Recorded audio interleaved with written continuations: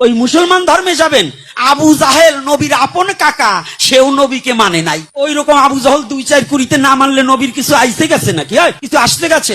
ইসলাম ধর্মে বলছে মমিনুল কলপে আল্লাহ, একজন মমিন ব্যক্তির কলপে সদা সর্বক্ষণ আল্লাহ থাকে।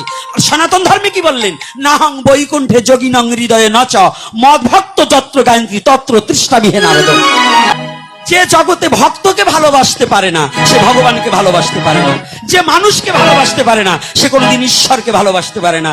যে মুসলমান মানুষকে হিংসা করে, সে মুসলমানের মধ্যেই পড়ে না। যে মুসলমান মানুষকে ভালোবাসতে পারে না, সে কোনোদিন আল্লাহর দিদার পাবে না। করো, ইসলাম ধর্মে নবী দিয়েছেন ঘোষণা, তুমি খানা খাবার আগে 45টা বাড়ি ঘুরে আসো, দেখো এর মধ্যে কেউ অভুক্ত আছে কিনা। যদি কেউ তুমি খানা খাওয়ার আগে ওই 45টা বাড়ির মধ্যে, কিংবা কেউ 40 বাড়িও বলা আছে, যদি কেউ অভুক্ত থাকে তাকে আগে খানা খাইয়ে তুমি খাবে, তাহলে তুমি ইমানদার ব্যক্তি হবে।